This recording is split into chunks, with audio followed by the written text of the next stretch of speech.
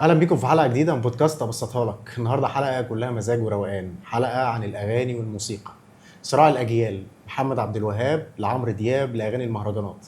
هنحاول نفهم صراع الاجيال ده مع ضيفنا، وما تقلقش اوعدك نبسطها لك.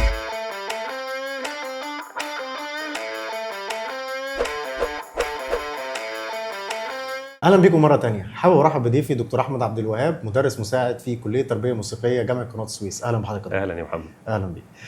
دكتور، صراع الاجيال، الذوق الموسيقي للناس، الازمه العامه. الازمه العامه. الذوق الموسيقي للناس بيتغير من كل فتره، زي ما قلنا، من محمد عبد الوهاب وعبد الحليم لاغاني عمرو دياب ومحمد فؤاد، دلوقتي لاغاني المهرجانات.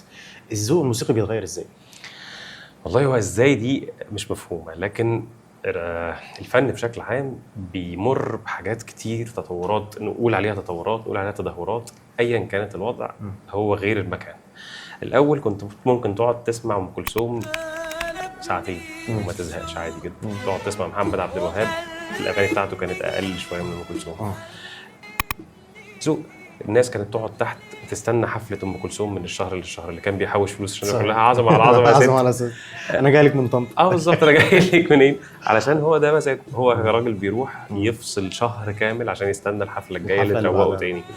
النهارده ما حدش فينا عنده طاقه، او مش فينا، يعني هنقولها فينا كلنا عشان ما نجيش ما عندوش وقت. الوقت وفكره انه هل فينا حد النهارده ممكن يقعد يسمع ام كلثوم الاغنيه كامله؟ الوقت بتاعها الكافي ما اعتقدش ان ده موجود عند الناس، الا من رحم ربي. فيها طبعا في كتير ممكن يبقى ده مزاجه او ده سلطنته يعني. صحيح. اسباب ايه بقى؟ زي ما انت قلت، الحياه شويه. هل انت يومك لاقي فيه 5 دقائق تريح فيهم؟ ما اعتقدش. مفيش حد فينا النهارده قادر يقول انا خلاص في بريك لمده 3-4 ساعات. لا، اليوم سريع قوي. الحياه بقت نمطها اسرع جدا. ايقاع الحياه بقى سريع جدا جدا. النهارده مثلا لو نزلت القاهره في مشوار 5 دقائق، اول ما بتنزل من الميكروباص تلاقي نفسك بتجري، او نزلت بالاتوبيس تلاقي نفسك بتجري. معاك عربيتك وصلت اول القاهره، انا بتشنج. طب ليه يا عم؟ عشان اللي حواليا كله بيجري وكله زحمه. حتى لو ما عندكش حاجه انت بتجري بس. يعني الحياه اليوميه بشكل عام بتاثر على الذوق بتاعه في الموسيقى وحب للاغاني. طبعا احنا الاول حتى لما كانت ام كلثوم وكان السنباطي بيلحن لها، كان بيلحن الحان رايقه جدا، هاديه جدا. اللي نقل النقله دي سيد درويش. لما راح مكانه ام كلثوم، كان الاول عندنا حاجه اسمها الوصلات اللحنيه، انك تروح تقعد تتفرج على عبد الحمولي، تتفرج على الناس ما بين 3-4 ساعات انت بتسمع حد لابس طربوش وعارف العمه والحاجه اللي بيهوي بيها. هو قاعد مبسوط والجمهور تحت قاعد نفس الانبساط. بعد شويه جه سيد درويش عمل لهم حاجه اسمها العشره الطيبه ومبادئ الحركه السريعه بتاعت الالحان. محمد فوزي بقى الالحان بتاعته ذهب الليل وطلع الفجر. الالحان السريعه غصب عنك بقت الناس بتتشد لده. هل ده جديد؟ هل ده عندنا احنا بس السرعه؟ لا، ده كمان موجود من زمان بس ظهر اول يومين دول. لكن فكره التنقل وفكره الرتابه بتاعت الالحان والالحان البطيئه من زمان وهي بتتسرع. بس عايز اقول لحضرتك، هو هل نضج الانسان برضو بيغير في ذوقه؟ يعني مثلا احنا زمان واحنا صغيرين لما كنا نلاقي جدي مشغل على روتانا زمان والحاجات دي ومشغل ام كلثوم، فتلاقي مقدمه مثلا حوالي نص ساعه، فاحنا واحنا صغيرين ما كانش عندنا خلق مقدمه نص ساعه. دلوقتي يعني احنا كشباب دلوقتي ممكن نقعد نسمع المقدمه دي كل مره واتبسط بيها قوي، عشان ما كنتش فاهم، ما كنتش حاسس كويس. لما العلم نور زي ما بيقولوا. ايوه صحيح. انا دلوقتي مش فاهم، ومش فاهم يعني ايه مده موسيقى نص ساعه واقعد اسمعها. يا لهوي، انا هقعد اسمع نص ساعه؟ صحيح. بعد شويه مشاعرك وذهنك بيبقى انصح. الف ليله وليله بالذات فظيعه. قول بقى كلمه بالذات دي على كذا حاجه. مش عارف ليه ولا بس. انت عمري، الف ليله، كل اغاني ام كلثوم بمقدماتها الموسيقيه تقعد تدرس وتتبسط وتبقى مستمتع حتى وانت بتعزفها. الاول يلا يا عم سمعني حاجه سريعه عشان انا عايز اخلص. لكن لا، في وقت بتفهم ان الناس دي كان معاها حق. مثلا النهارده انا هديك مقارنه ممكن اطخ عليها. لو اقول لك عمرو دياب وبيتهوفن بيعمل سيمفونيه بنت. تخيل مثلا ان في حد النهارده يقول لك لا يا عم مش في البيتهوفن شغال لي اغنيه لعمرو دياب. صحيح. بعيد عن في موجود في حياتنا اليوميه، انت لو مسافر مع حد شاب هيفتح لك عمرو دياب وانت ماشي. طبيعي مش هيفتح البيتهوفن يعني. مش كل الناس هتسمع بيتهوفن وتقعد تسمع، لانه ممكن ما يبقاش مستوعب مدى الجمال الموسيقي الموجود في هو مش فاهم الموسيقى بتتكلم عنها بالظبط كده. فاحنا كلنا واخدين الموضوع من على الوش. عايز اقول لك ان عمرو دياب مثلا يعني هو ابسط جزء في العمل الفني.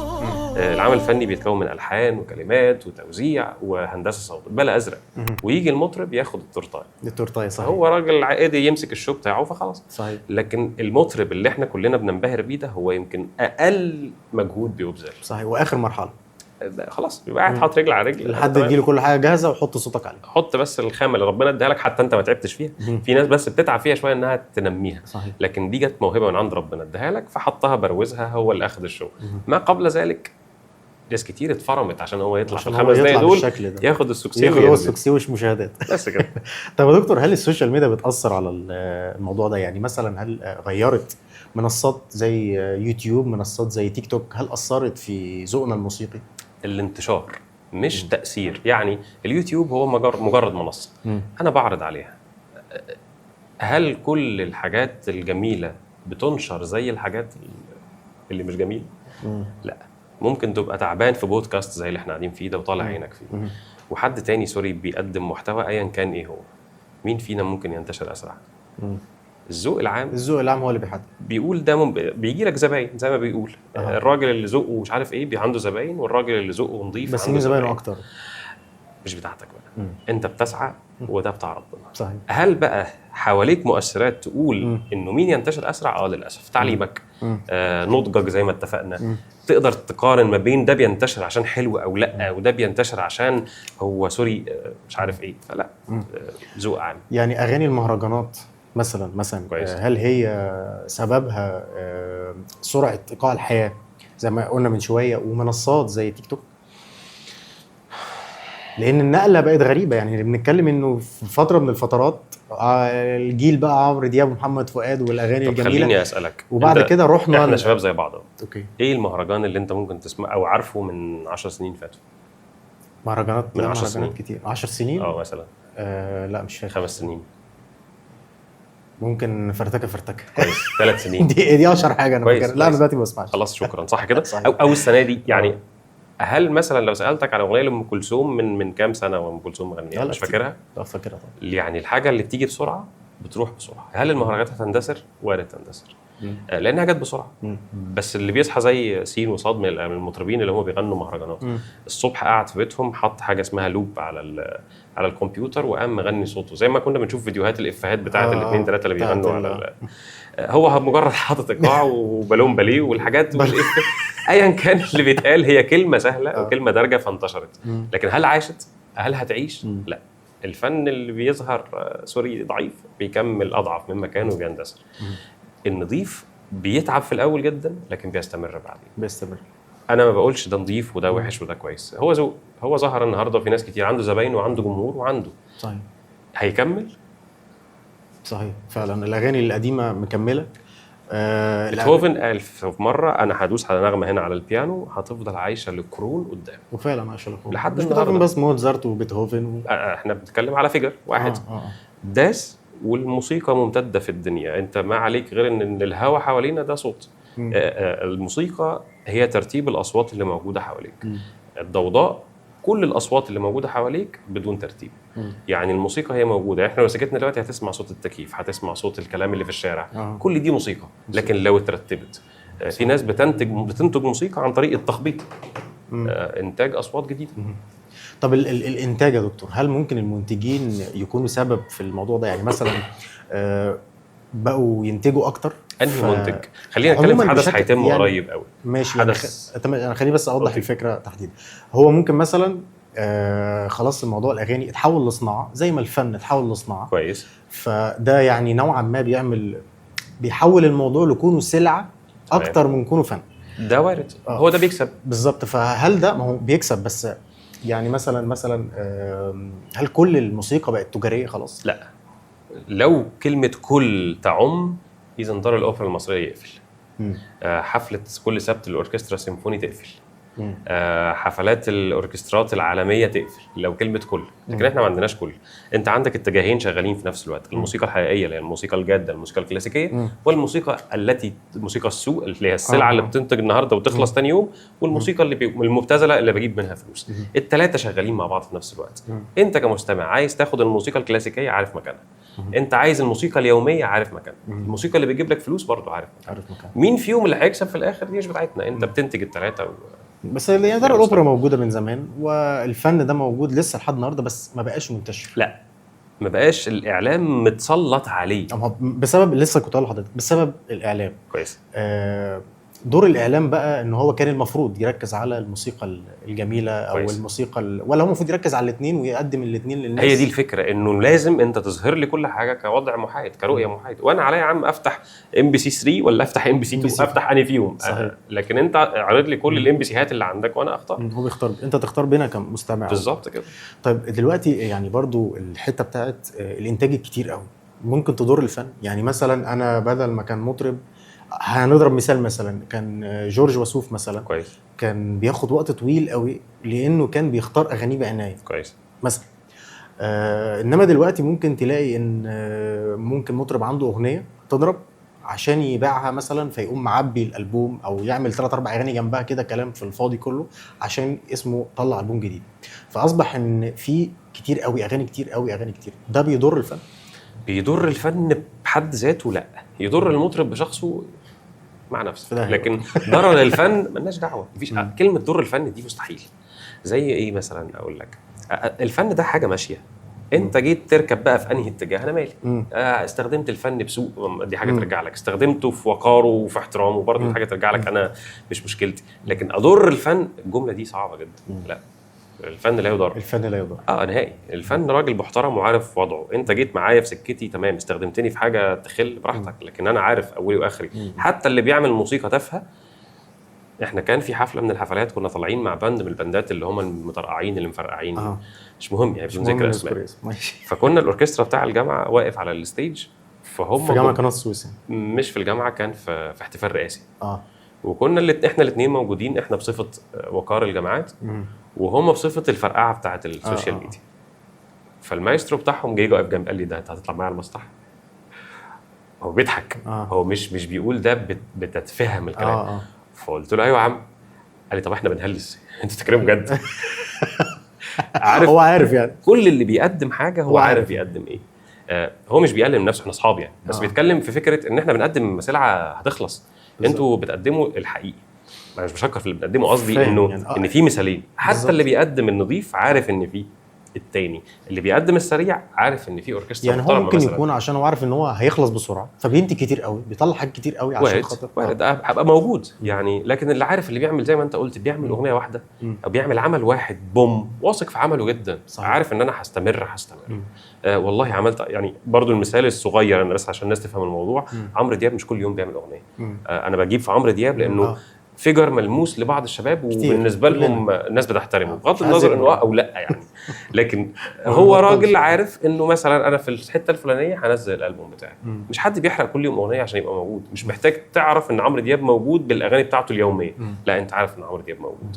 طب حتى لو النهارده انا عاوز اطلع بقى يعني همشي، هنحول السياق كده بقى حاجه شخصيه بقى. يلا بينا. عن جورج وسوف. انا بحب جورج وسوف جميل، بس التحول اللي حصل لجورج وسوف في نبره الصوت مثلا. يعني في البدايه في ناس كتيره لما تسمع جورج باغانيه وهو صغير تعرفش ان هو ده جورج وسوف. بس مع ذلك برضو جورج لما كبر لسه الناس بتحبه، لسه الناس بتحب تسمعه، والناس بتحفظ اغانيه. بص في الحفلات تلاقي الناس بتروح تستقبله من هو موجود في المطار مثلا قبل ما يروح الحفله. سر الحب لجورج ايه؟ خلينا نتكلم عن جورج بصفه وعن المبدا ده بصفه عامه. تمام. جورج بعيدا عن انه خامه، في ناس كتير بتختلف عليه، تقول ده صوته بيجعر، صوته مش عارف. انا خطيبتي ما بتحبوش خالص، لسه عارف ليه. ذوقيا مش كل الناس هتحبه. والخامه نفسها بتاعته هي قبول من عند ربنا. في ناس بتحب جورج جدا وفي ناس لا، تقول لك لا. بس هل جورج بيحب جورج؟ لا. هل جورج لوحده؟ ما ده اللي اتكلمنا عليه. ولا اعمال جورج او اغنيه جورج على بعضها؟ صحيح. يعني جورج لو قعد كده وغنى ام كلثوم هتتبسط؟ ولا هتغني يعني جورج بموسيقته باغانيه بكله؟ انا عن نفسي هو بيغني لام كلثوم. انا بحب الاثنين يعني. انا كمحمد اتكلم عن نفسي ان انا بحب جورج. هو راجل مسلطن يعني. هو بالظبط، هو بيحب بالظبط كده. هو راجل رايق وبيعرف ازاي يغني باحساسه ويلمسك جدا جدا. لكن هل خامه الصوت البيور دي لوحدها نقدر نقول انها حلوه او وحشه؟